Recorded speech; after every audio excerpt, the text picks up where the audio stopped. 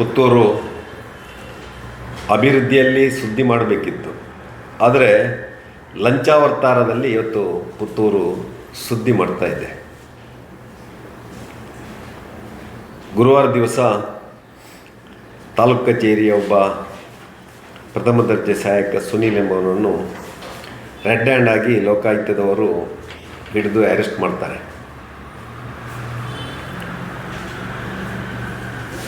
Arrest ಮಾಡುವಂಥ ಸಂದರ್ಭದಲ್ಲಿ ಬಹುಶಃ ನಮ್ಮ ತಾಲೂಕು ಮ್ಯಾಜಿಸ್ಟ್ರೇಟ್ ತಹಸೀಲ್ದಾರು ಕೂಡಲಗಿ ಎನ್ನುವರು ಅಲ್ಲಿಂದ ಪರಾರಿಯಾಗಿದ್ದಾರೆ ಅಂತೇಳಿ ಪತ್ರಿಕೆಯಲ್ಲಿ ನೋಡಿದೆವು. ಇದು ಬಹುಶಃ ನಮಗೆಲ್ಲ ಒಂದು ರೀತಿಯಲ್ಲಿ ಪುತ್ತೂರಿನ ಜನತೆಗೆ ಇವತ್ತು ಖೇದ ತರುವಂಥ ಸಂಗತಿ. ಪುತ್ತೂರಿನ ಇತಿಹಾಸದಲ್ಲಿ ಒಬ್ಬ ತಹಸೀಲ್ದಾರ್ ತನ್ನ ಕಚೇರಿಯಿಂದ ಪರಾರಿಯಾಗುವಂಥದ್ದು ನಾವು ಪ್ರಥಮ ಬಾರಿಗೆ ನೋಡ್ತಾ ಇದ್ದೇವೆ. ಇದು ಪತ್ರಿಕೆಯವರು ಯಾರೋ ರಾಜಕೀಯದವರು ಹೇಳಿದಲ್ಲ, ಲೋಕಾಯುಕ್ತ ಪೊಲೀಸರು ಹೇಳಿದಂಥ ಒಂದು ಹೇಳಿಕೆ. ಭ್ರಷ್ಟಾಚಾರ ಲಂಚಾವತಾರ ಇಲ್ಲವೋ ಅಂತ ಹೇಳಿದರೆ ಹಿಂದೆ ಕೂಡ ಇತ್ತು. ನಾನು MLA ಆಗಿರಬೇಕಿದ್ರೆ ಇಲ್ಲಿ ಡಾಕ್ಟರ್ ಪ್ರದೀಪ್ ಅಂತೇಳಿ ಒಬ್ಬರು ಬಂದಿದ್ದರು. ಅವರು veterinary doctor, assistant professor Bidar ಯೂನಿವರ್ಸಿಟಿಯಲ್ಲಿ ಆಗಿದ್ದವರು, KS ಅಧಿಕಾರಿ ಬಂದಿದ್ದರು. ಅವರು ತಹಸೀಲ್ದಾರ್ ಆಗಿ ಇಲ್ಲಿ ಕೆಲಸ ಮಾಡಬೇಕಿದ್ರೆ ಅವರದು ಭ್ರಷ್ಟಾಚಾರ ನಮ್ಮ ಗಮನಕ್ಕೆ ಬಂದಾಗ ನಾನೇ ನಮ್ಮ ಕಾರ್ಯಕರ್ತರ ಮುಖಾಂತರ ಅವರನ್ನು ಲೋಕಾಯುಕ್ತಕ್ಕೆ ಇಡಿಸುವಂಥ ಕೆಲಸವನ್ನು ಮಾಡಿದ್ದೇನೆ. ಭ್ರಷ್ಟಾಚಾರವನ್ನು ಸಹಿಸಿಕೊಳ್ಳುವುದಿಲ್ಲ ಅಂತೇಳಿ ನಾವು ಆಗಲೇ ತೀರ್ಮಾನ ಮಾಡಿ ಅವರನ್ನು ಕಳಿಸಿಕೊಡುವಂಥ ಕೆಲಸವನ್ನು ಮಾಡಿದ್ದೇವೆ. ಪುತ್ತೂರಿನ ಶಾಸಕರು ಚುನಾವಣೆಯಲ್ಲಿ ಗೆದ್ದ ತಕ್ಷಣ ಅವರು ಹೇಳಿದ್ದು ಭ್ರಷ್ಟಾಚಾರದ ಬಗ್ಗೆ ಮಾತಾಡ್ತಾ ಇದ್ದರು. BJP ಅವರು ಭ್ರಷ್ಟಾಚಾರ ಮಾಡಿದ್ದಾರೆ, ಅಕ್ರಮ ಸಕ್ರಮದಲ್ಲಿ ಭ್ರಷ್ಟಾಚಾರ ಆಗಿದೆ ಅಂತೇಳಿ ಉಲ್ಲೇಖ ಮಾಡ್ತಾಯಿದ್ರು. ಜನ ಅದನ್ನು ನಂಬಿದರು. ನಾವು ಕೂಡ ಮಾತಾಡದೆ ಕೂತಿದ್ದೆವು. ನಿಕಟಪೂರ್ವ ತಹಸೀಲ್ದಾರ್ ಒಬ್ಬರು ಇಲ್ಲಿಗೆ ಬಂದರು.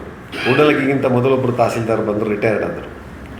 ಅವರು ಲೋಕಾಯುಕ್ತದಲ್ಲಿ ಟ್ಯಾಪ್ ಆಗಿ ಜೈಲು ಶಿಕ್ಷೆ ಅನುಭವಿಸಿ ಪುತ್ತೂರಿಗೆ ಬಂದರು. ಪುತ್ತೂರಿಗೆ ಅವರನ್ನು ತಂದವರು ಯಾರು? ಒಬ್ಬ ತಹಸೀಲ್ದಾರ್ ಅವರಷ್ಟಕ್ಕೆ ಬರುವುದಿಲ್ಲ. ಲೋಕಾಯುಕ್ತದಲ್ಲಿ ಟ್ಯಾಪ್ ಆಗಿ ಬಂದಂಥ ಒಬ್ಬ ತಹಸೀಲ್ದಾರ್ ಇಲ್ಲಿ ಅಕ್ರಮ ಸಕ್ರಮ 94CCಯಲ್ಲಿ ಮಂಜೂರಾತಿ ಮಾಡುವಾಗ ಜನರಿಗೆ ನ್ಯಾಯ ಕೊಟ್ಟಿರ್ಬೋದಾ? ಖಂಡಿತ ನ್ಯಾಯ ಕೊಟ್ಟಿರಲಿಕ್ಕಿಲ್ಲ. ಅಲ್ಲಿ ಭ್ರಷ್ಟಾಚಾರ ನಡೆದಿದೆ ಅಂತೇಳಿ ಇವತ್ತು ಜನ ಭಾವಿಸ್ತಾ ಇದ್ದಾರೆ.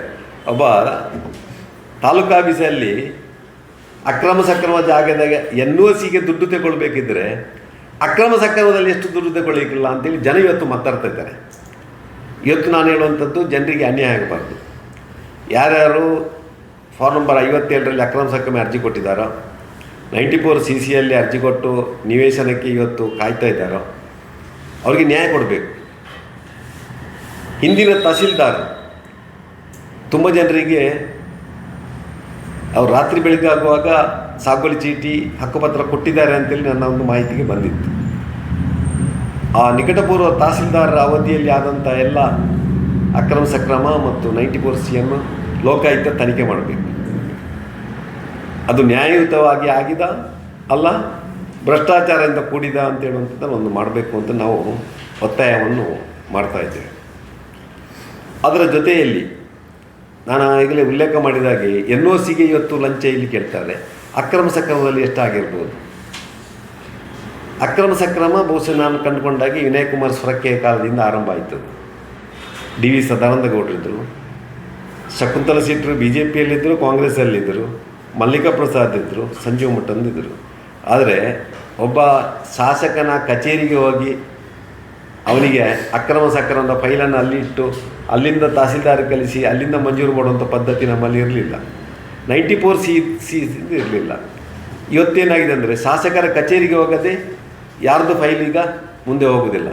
ಇದರ ಅರ್ಥ ಏನು ಅಂದರೆ ಬಹುಶಃ ನನಗೆ ಕಾಣ್ತದೆ ಭ್ರಷ್ಟಾಚಾರ ಅಲ್ಲಿಂದಲೇ ಶುರುವಾಗ್ತದೆ ಅಂತೇಳಿ. ಯಾಕಂದರೆ ಅವರ ಕಚೇರಿಗೆ ಹೊತ್ತು ಮಾತ್ರ ಮಂಜೂರಾಗುವಂಥದ್ದು. ಅಕ್ರಮ ಸಕ್ರಮದ ಪ್ರೊಸೀಜರ್ ಹೇಗೆ ಅಂದರೆ, ಒಬ್ಬ ಅರ್ಜಿ ಕೊಟ್ಟವ ವಿಲೇಜ್ ಅಕೌಂಟೆಂಟ್ ಏನು ಗ್ರಾಮಾಧಿಕಾರಿ ಇದ್ದಾನೆ, ಅವ ಫೈಲ್ ಪುಟ್ಟಪ್ ಮಾಡಿ RIಗೆ ನಮ್ಮ ರೆವಿನ್ಯೂ ಇನ್ಸ್ಪೆಕ್ಟ್ರಲ್ಲಿಗೆ ಹೋಗಿ ಅವರದನ್ನು ಸರ್ಟಿಫೈ ಮಾಡಿ ತಹಸೀಲ್ದಾರ್ ದಸ್ಖತ್ ಹಾಕಿ ಎಲಿಜಿಬಲ್ ಇದ್ದರೆ ಅದನ್ನು ಕಮಿಟಿಗೆ ಇಡಬೇಕು. ಅವತ್ತು ಶಾಸಕರ ನೇತೃತ್ವದ ಕಮಿಟಿ ಅದನ್ನು ಮಂಜೂರು ಮಾಡುವಂಥದ್ದು. ಇದು ಪ್ರೊಸೀಜರ್.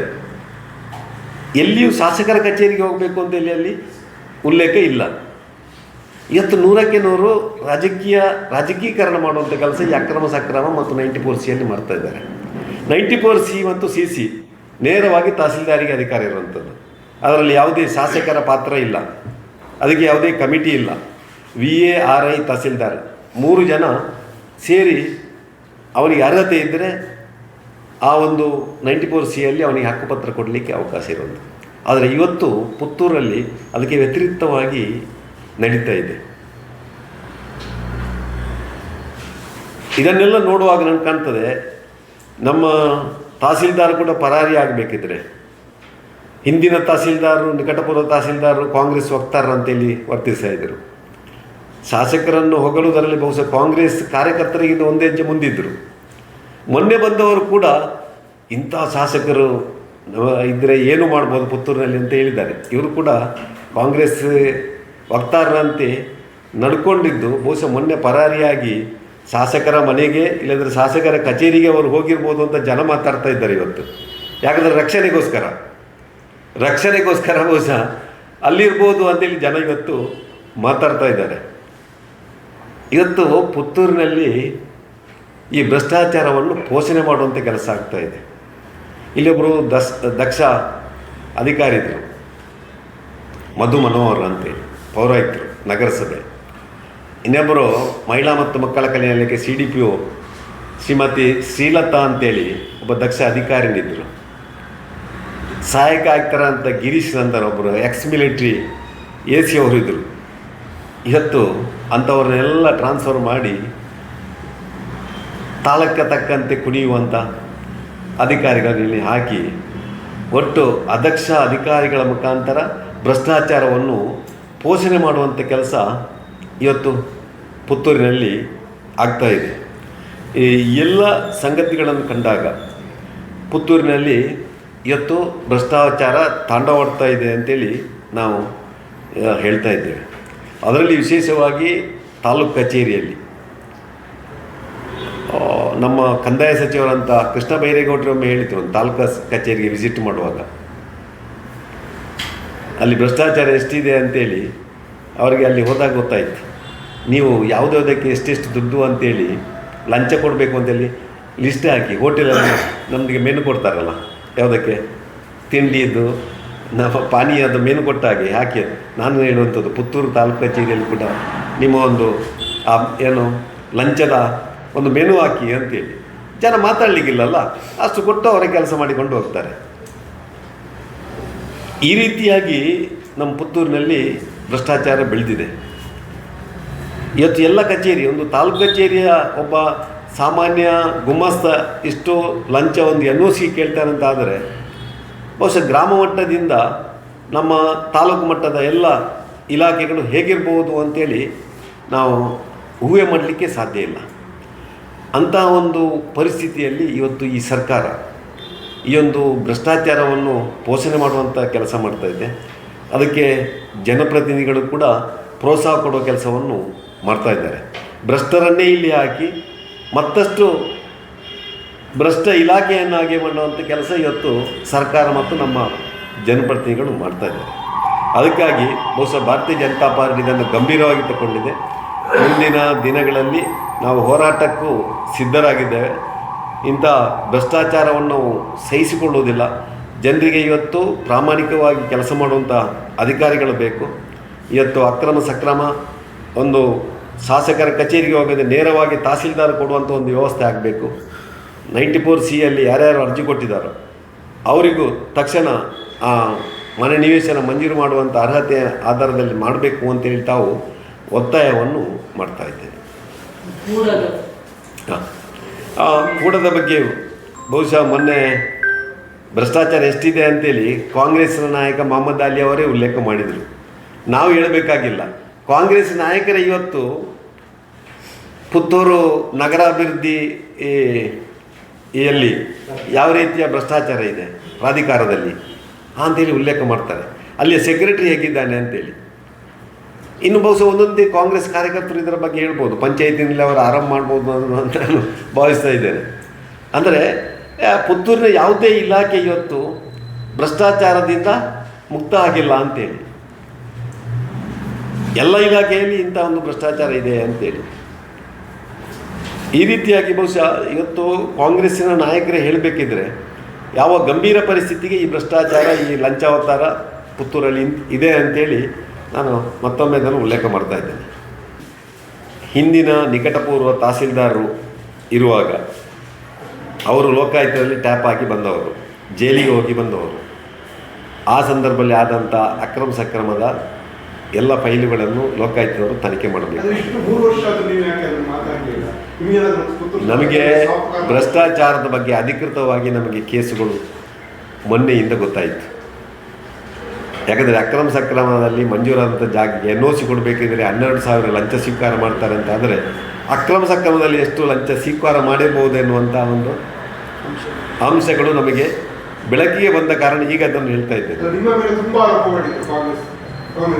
ಕಾಂಗ್ರೆಸ್ನವರು ಆರೋಪ ಮಾಡಿದರೆ ಅದಕ್ಕೆ ನಾನು ಮಾತಾಡೋದು ಕೂತದ್ದು. ಈಗ ಅದಕ್ಕೆ ಅವರು ಉತ್ತರ ಕೊಡಲಿ ಅಂತೇಳಿ. ಸರಿಯಾ?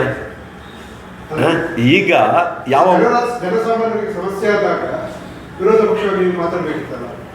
ಈಗ ನಾನು ವಿರೋಧ ಪಕ್ಷವಾಗಿ ಮಾತಾಡ್ತಾ ಇದ್ದೇನೆ. ವಿರೋಧ ಪಕ್ಷವಾಗಿ ಮಾತಾಡಿದ್ದೇನೆ. ಸಂಜೆ ಮಟ್ಟಂದರು ಮಾತಾಡಬೇಕಿದ್ರು ಗಾಳಿಯಲ್ಲಿ ಗುಂಡು ಹೊಡೆಯುವುದಿಲ್ಲ ನಾನು. ನನಗೆ ಅಂಕಿ ಸಂಖ್ಯೆ ಸಿಕ್ಕಿದರೆ, ನನಗೆ ಪ್ರೂಫ್ ಸಿಕ್ಕಿದರೆ ಮಾತ್ರ ನಾನು ಮಾತಾಡೋದು.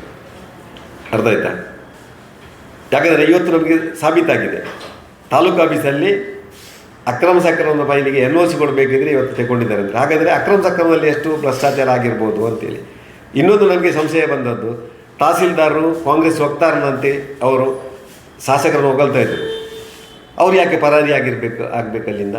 ಪ್ರಾಮಾಣಿಕ ತಹಸೀಲ್ದಾರ್ ಆಗಿದ್ದರೆ ಅಲ್ಲ, ಕಚೇರಿಯಿಂದ ಇಲ್ಲಿ ಇನ್ನೊಂದು ಲೋಕಾಯುಕ್ತದಲ್ಲಿ ದಾಳಿಯಾಗಿ ಜೈಲಿಗೆ ಅನುಭವಿಸುವಂಥ ತಹಸೀಲ್ದಾರನ್ನು ಯಾಕೆ ಪುತ್ತೂರಿಗೆ ಹಾಕಬೇಕಿತ್ತು?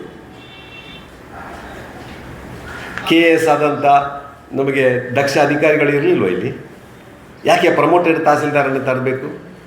ಅದು ಕೂಡ ಏನು ಒಬ್ಬ ಭ್ರಷ್ಟಾಚಾರಿ ಅಂತೇಳಿ ಕೋರ್ಟಲ್ಲಿ ಅವರ ಮೇಲೆ ಕೇಸ್ ಇರುವಾಗ ಸರಿಯಾ? ಸರಿಯಲ್ಲ? ಅದು ಸಂಜೀವ್ ಮಠಂದವರು ಹೇಳಬೇಕಾಗಿಲ್ಲ, ಜನ ಮಾತಾಡ್ತಾರೆ. ಸಂಜೀವ್ ಮಠಂದ್ರ ಮೇಲೆ ಬೇರೆ ಬೇರೆ ಆರೋಪಗಳನ್ನು ಹೊರಿಸ್ಬೋದು, ಆದರೆ ಸಂಜೀವ್ ಮಠಂದರು ಹೇಗೆ ಅಂತೇಳಿ ಜನ ತೀರ್ಮಾನ ಮಾಡ್ತಾರಲ್ಲ. ಸರಿಯಲ್ಲ? ಈಗ ಶಾಸಕರು ಸಾಮಾನ್ಯ ಮಾತಾಡುವುದಿಲ್ಲ, ನಾನು ಬಿಜೆಪಿ ಬೈಯುವುದಿಲ್ಲ ಅಂತ ಹೇಳ್ತಾರೆ. ಆದರೆ ಮಾಜಿ ಶಾಸಕರನ್ನು ಆರೋಪಿಸ್ತಾರೆ. ಮಾಜಿ ಶಾಸಕರು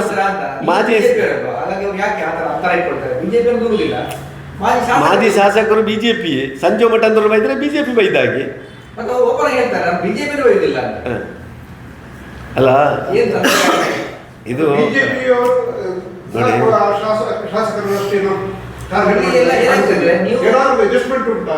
ಯಾರೊಟ್ಟಿಗೆ ಬಿಜೆಪಿಯ 2 ಜನ ಅಧ್ಯಕ್ಷರನ್ನೊಟ್ಟಿಗೆ ಇದ್ದಾರೆ.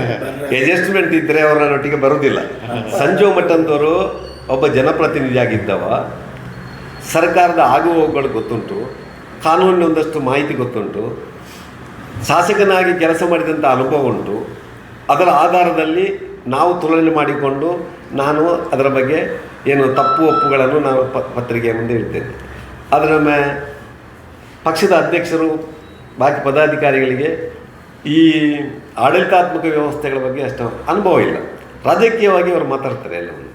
ಅದಕ್ಕೆ ಬೇಕಾಗಿ ನಾನು ಹೆಚ್ಚು ಮಾತಾಡ್ತೇನೆ. ನನ್ನ ಬಾಯಿ ಮುಚ್ಚಿಸಿದರೆ ಎಲ್ಲವನ್ನು ಮುಚ್ಚಿಸ್ಬೋದು ಅನ್ನುವಂಥ ಮಾನಸಿಕತೆ ಬಹುಶಃ ಶಾಸಕರದ್ದು ಇರ್ಬೋದು ಅಂತ ನಾನು ಭಾವಿಸ್ತಾ ಇದ್ದೇನೆ.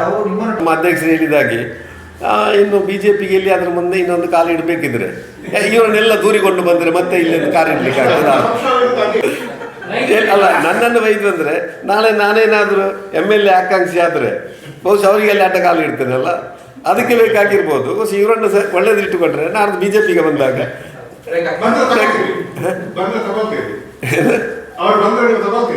BJP ಎಲ್ಲರನ್ನೂ ತಗೊಳ್ತದೆ, ಯಾರನ್ನು ತಗೊಳ್ಳೋದಿಲ್ಲ. ಏನು ದೇಶಭ್ರಷ್ಟರನ್ನು ನಾವು ತಗೊಳ್ಳೋದಿಲ್ಲ, ಸಮಾಜಘಾತುಕ ಶಕ್ತಿಗಳನ್ನು ತಗೊಳ್ಳೋದಿಲ್ಲ. ನಾವು ಬಿ ಜೆ ಪಿ ಎಲ್ಲರನ್ನೂ ಜೀರ್ಣ ಮಾಡಿಕೊಳ್ಳುವಂಥ ಶಕ್ತಿ ಇದೆ ಬಿ ಜೆ ಪಿಗೆ, ಸರಿಯಲ್ಲ? ಬಿ ಜೆ ಪಿ ಅಧಿಕಾರಕ್ಕೆ ಬಂದದ್ದೇ ಹಾಗೆ, ಬೇರೆ ಪಾರ್ಟಿಯವರನ್ನು ತಗೊಂಡು ನಾವು ಅಧಿಕಾರಕ್ಕೆ ಬಂದಿದ್ದೇವೆ. ಸರಿ. ಬಿಜೆಪಿಯಿಂದ ಹೋದವರು ಮತ್ತೆ ಬಂದ್ರೆ ಸಮಸ್ಯೆ ಇಲ್ಲ. ಹೌದು, ಬಿ ಜೆ ಪಿಯಲ್ಲಿ ಇದ್ದವರು ಅವರು ಹೇಳ್ತಾರೆ ನಾನು ಬಿ ಜೆ ಪಿ ಅಂತೇಳಿ. ಅಲ್ಲ, ಬಿ ಜೆ ಪಿಯಲ್ಲಿ ಓಟ್ ಹಾಕಿದ್ದಾರೆ ಇಲ್ಲ ಅಂತ ಗೊತ್ತಿಲ್ಲ ನನಗೆ. B J ಪಿಯಲ್ಲಿದ್ದರು,